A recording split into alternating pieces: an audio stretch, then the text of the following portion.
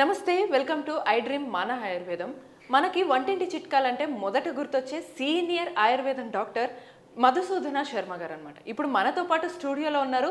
ఈసారి చెప్పే చిట్కాలు ఏంటో తెలుసా? మోషన్ ఫ్రీగా అవ్వడానికి కొన్ని చిట్కాలు ఎలా చేయాలో చెప్తారనమాట. ఇప్పుడు అవి తెలుసుకుందాం. నమస్తే సార్, ఎలా ఉన్నారు సార్? బాగున్నాను. మీరు ఎలా ఉన్నారు? నేను బాగున్నాను సార్. సార్, ఈసారి వంటింటి చిట్కాలు మీరు మోషన్ ఫ్రీగా అవ్వడానికి తీసుకొచ్చాను చెప్తా అంటున్నారు. ఒక్కసారి మాకు అవేంటో, అవి ఎలా చేసుకోవాలి, ఎప్పుడు వాడాలి చెప్పగలరా? తప్పకుండా. గత కొన్ని వీడియోల్లో కూడా మంచి మంచి చిట్కాలు చెప్పామా. అవునవును. సో ఫీడ్బ్యాక్ కూడా చాలా మంది ఇచ్చారు సార్. చాలా ఫీడ్బ్యాక్ వచ్చింది. చాలా మంది ఇంకా ఇలాంటివి చాలా చేయండి, ఉపయోగపడుతున్నాయి అంటున్నారు. సో అందుకే ఈసారి కూడా మిమ్మల్ని చిట్కాలు అడగడం జరుగుతుంది. తప్పకుండా. అలాంటిది మంచి ఇమ్మీడియట్ రెమెడీ అమ్మా. తీసుకున్నటువంటి ఫస్ట్ డోస్ నుంచి రిజల్ట్ ఇచ్చేటువంటి మంచి, మళ్ళీ ఎటువంటి సైడ్ ఎఫెక్ట్స్ లేకుండా అన్ని సైడ్ బెనిఫిట్స్ ఉండేవే చెప్తాను. దీనికి కేవలము 4 పదార్థాలతో మంచి మెడిసిన్ తయారు చేసుకోవచ్చు. ఎలాగంటే నేను చేసి కూడా మన ప్రేక్షకులకు చేసి చూపిస్తాను చూడమ్మా. బాదం పప్పు పొడి ఒక 10 గ్రామ్స్ తీసుకోవాలమ్మా. అన్నీ మనకు తెలిసినటువంటి బాదం పప్పు పొడి, బాదం పప్పుని మెత్తగా పౌడర్ చేసేసి 10 గ్రామ్స్ బాదం పప్పు పొడి తీసుకోవాలి. ఔషధం తయారు చేసి చూపించేందుకు ఇక్కడ మనం కొద్దిగా మాత్రమే ఇక్కడ చూపిస్తాను. ఇంగ్రీడియంట్స్ మనము చూపిస్తానమ్మా. ఆడియన్స్ కి చూపించడానికి మనం అర్థమయ్యేలాగా చేస్తున్నాం. ఇప్పుడు మీకు అర్థం అవడం కోసమని మన సార్ అన్ని చిన్న చిన్న కొంత క్వాంటిటీ తీసుకొని మీకు ఎలా చేయాలో చూపిస్తున్నారు. మోషన్ ఫ్రీ అవ్వడానికి క్లియర్ గా డీటెయిల్ గా చూడండి. సో బాదం పప్పునమ్మా కాస్త వేయిస్తే మరీ మంచిది. వేయించేసేసి ఈ విధంగా పౌడర్ చేసేసి ఒక 10 గ్రామ్స్ తీసుకోవచ్చు. అలా కాకపోతే యాజ్ యూజువల్ గా ఇలాంటి బాదం పప్పును కూడా కాస్త వేయించేసేసి చల్లారిన తర్వాత కూడా రోట్లో వేసేసి మెత్తగా దంచేసి చేయొచ్చు. అలాగైనా పర్లేదు. సో ఒక 10 గ్రామ్స్. అలాగే రెండవ పదార్థంగా కిస్మిస్ అమ్మా. కిస్మిస్ కూడా మనకు సంవత్సరం అంతా ఇళ్లలో ఉంటుంది. అదేవిధంగా సూపర్ మార్కెట్లో కూడా అమ్ముతుంటారు.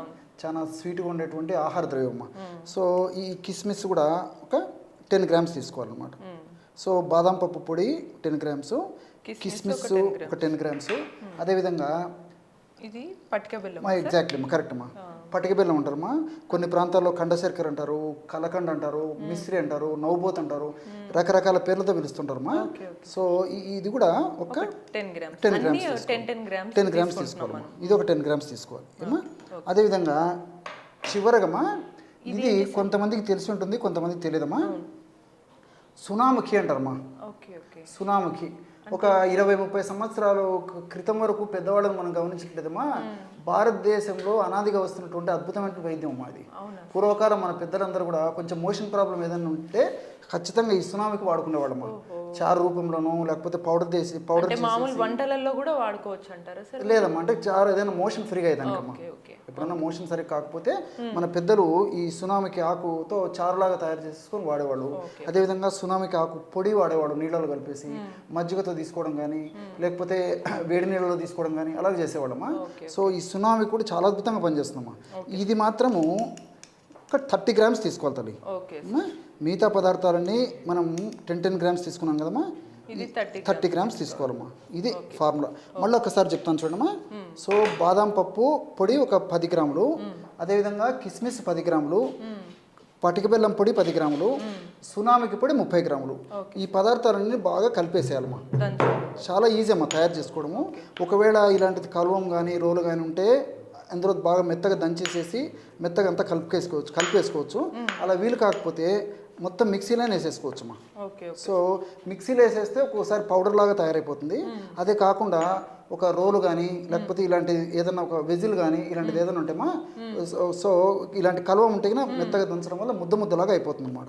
సో ఔషధం ఎలాగ వాడుకున్నా అద్భుతంగా పనిచేస్తుందమ్మా. సో అంత 1 నిమిషం 2 నిమిషాలు లేదా మ్యాక్సిమం 3 నిమిషాల లోపల బ్రహ్మాండమైనటువంటి ఔషధం తయారైపోతుందమ్మా. చూడమ్మా, ఈ విధంగా మొత్తము ఈ 4 పదార్థాలు బాగా కలిసేంత వరకు మెత్తగా నూరేసేయాలమ్మా. ఈ 4 పదార్థాలు బాగా కలిసేంత వరకు మెత్తగా నూరేసేయాలమ్మా. ఏమా నూరిన తర్వాత బాగా నూరడం వల్ల ఎటువంటి బ్రహ్మాండమైనటువంటి ఔషధం రెడీ అయిందో చూడమ్మా. సో మనం ఈ 4 పదార్థాలు కలిపేసేసి రోట్లో వేసేసి మెత్తగా దంచడం వల్ల కానీ కలవంలో వేసేసి మెత్తగా నూరడం వల్ల కానీ ఈ విధంగా చేస్తే ఈ విధంగా తయారవుతుందమ్మా. సార్, దీన్ని ఎలా వాడచ్చు అంటారు సార్? అంటే నేరుగా తినాలా లేకపోతే ఎందులోనే కలుపుకోవాలా? మంచి ప్రశ్నమా. సో ఈ విధంగా తయారు చేసుకున్నటువంటి ఔషధాన్ని ఒక గాజు సీసాలో నిల్వ ఉంచుకోవాలమ్మా. నిల్వ ఉంచుకొని రోజు రాత్రిపూట పడుకుంటప్పుడమ్మా ఇంత ప్రమాణం అంటే ఇంచుమించు ఒక 5 గ్రామ్స్ ఈ యొక్క మెడిసిన్ ఏదైతే ఉందో ఈ 5 గ్రామ్స్ మెడిసిన్ని నాలుక మీద పెట్టుకొని చప్పరించేసేసి మింగేసేసి వీలైతే ఒక కప్పు గోరువెచ్చని నీళ్ళు తాగాలమ్మా. బ్రహ్మాండమైనటువంటి ఔషధం అమ్మా. నేరుగానే దాన్ని చప్పరించి తినేసి గోరువెచ్చని నీళ్ళు తాగితే సరిపోతుందమ్మా. చాలా టేస్టీగా ఉంటుందమ్మా. బాదం పప్పు మనం రెగ్యులర్గా వాడేది, పటిక బెల్లం మనం రెగ్యులర్గా వాడేది, తర్వాత కిస్మిస్ రెగ్యులర్గా వాడేది, ఇక్కడ అడిషనల్ గా సునామికి ఇది కూడా చప్పగా ఉంటుందమ్మా. టేస్ట్ కూడా ఇబ్బంది ఉండదు, చాలా మంచి టేస్టీగా ఉంటుంది.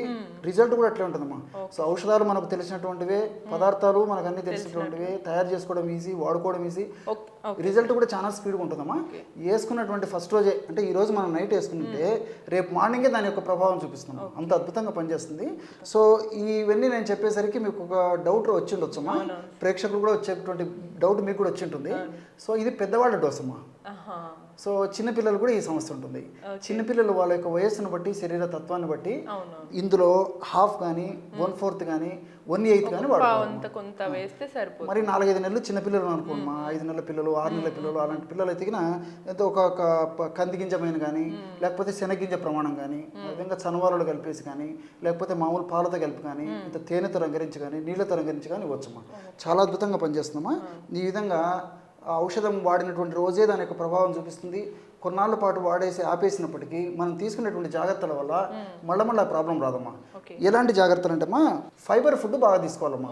అంటే పీచు ఉన్నటువంటి పదార్థం ఎప్పుడైతే మనం బాగా తీసుకోగలుగుతామో అప్పుడు న్యాచురల్గా ఫైబర్ యొక్క ప్రభావం చేత మోషన్ బాగా ఫ్రీగా అవుతుంటుంది. రెండోది fast food, junk foods, bakery foods, ice creams, ఇలాంటి ఫుడ్ ఎంత తక్కువ వాడుకుంటే అంత మంచిదమ్మా. అవాయిడ్ చేస్తే మరీ మంచిదమ్మా. తర్వాత వెజిటబుల్స్, రా వెజిటబుల్స్ బాగా తీసుకోవాలి, డ్రై ఫ్రూట్స్, డ్రై నట్స్ ఇలాంటివి బాగా తీసుకోవాలి, టయానికి ఆహారం తీసుకుంటుండాలి. వీటికి తోడు కనీసము రోజుకి 3 నుంచి 5 లీటర్ల వరకు నీళ్లు తాగుతుండాలి. అంటే వాళ్ళ యొక్క వయస్సును బట్టి, శరీర తత్వాన్ని బట్టి, సీజన్ను బట్టి, వ్యాధి అవస్థను బట్టి, ఇతర అనుబంధ లక్షణాలను బట్టి కనీసం 3 నుంచి 5 లీటర్ల వరకు కొద్దిగా నీళ్లు తాగడం అలవాటు చేసుకోవాలి. సో టయానికి ఆహారం తీసుకుంటుండాలి, టయానికి రెస్ట్ తీసుకుంటుండాలి. దీనితోడు కనీసం మినిమం రోజు ఒక అరగంట సేపు నడవడం అలవాటు చేసుకోవాలమ్మా. చిన్న వాకింగ్, చిన్నదమ్మా, మరి వేరే మేజర్ ఎక్సర్సైజ్ చేయలేకపోయినా కనీసం ఒక అరగంట సేపు నడవడం రోజు. ఇట్లా చిన్న జాగ్రత్తలు తీసుకుంటూ నేను చెప్పినటువంటి పద్ధతిలో మరి ఈ యొక్క ఔషధాన్ని కొన్నాళ్ళు వాడి ఆపేసినప్పటికీ మరి ఈ యొక్క ఔషధ ప్రభావం ఉంటుంది. మనం తీసుకున్నటువంటి జాగ్రత్తల వల్ల మరలా ఈ ఔషధం వాడాల్సినటువంటి అవసరం కూడా రాదమ్మా. సో కాల విరేచనం ఆరోగ్యకరణం శ్రేష్టం అని చెప్పేసి మన మహర్షులు చెప్పినట్టు, సో టయానికి ఎప్పుడైతే మనకు మోషన్ ఫ్రీగా అవుతుందో మన ఆరోగ్యం కూడా కుదరబడుతుంది. అవును సార్. సార్ చివరిగా ఒక చిన్న ప్రశ్న ఏంటంటే, దీన్ని ఒకేసారి చేసుకున్నాక ఎన్ని రోజులు నిల్వ ఉంచుకోవచ్చు అంటారు? చాలా మంచి ప్రశ్నమా. ఇప్పుడు మనం చెప్పినటువంటి క్వాంటిటీలో తయారు చేసుకున్నటువంటి ఔషధమా, ఇప్పుడు రోజుకు 5 గ్రాముల ఔషధం వాడమని చెప్పాము కదా. 5 గ్రాములు అంటే మనకి 60 గ్రామ్స్ ఔషధం తయారైందమ్మా. సో రోజు 5 గ్రాములు అంటే ఎన్నాళ్ళకి వస్తుందమ్మా? 12 రోజులు వస్తుంది కదమ్మా. సో 12 రోజులు వస్తుందమ్మా. సో అవసరాన్ని బట్టి మనం ఇప్పుడు నేను చెప్పినటువంటి పద్ధతిలో ఎక్కువ ప్రమాణం కూడా తయారు చేసుకోవచ్చు. కానీ వీలైనంత వరకు అమ్మా ఒక 1 మంత్ కానీ 2 మంత్స్ కానీ మెడిసిన్ ఒకవేళ అయిపోతే అంతవరకు తయారు చేసుకుని వాడుకుంటుండడం మంచిదమ్మా. ఎందుకంటే ఎక్కువ నెలలు కాకుండా ఎందుకంటే ఎక్కువ రోజులు నిల్వ ఉండడం వల్ల ఔషధ గుణాలు తగ్గిపోయేటువంటి అవకాశం ఉంటుంది.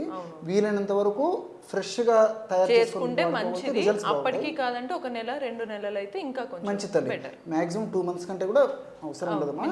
కాబట్టి యాక్చువల్గా ఏంటంటే మెడిసిన్ పనిచేస్తుంది కానీ ఔషధ విలువ క్రమక్రమంగా తగ్గిపోతాయమ్మా. సో కాబట్టి ఏంటంటే వీలైనంత వరకు ఎంత ఫ్రెష్గా తయారు చేసుకుని వాడుకోగలిగితే అంత మంచిదమ్మా. చూసారు కదా, ఇటువంటి మరిన్ని చిట్కాల కోసం మన ఆయుర్వేదాన్ని చూస్తూనే ఉండండి.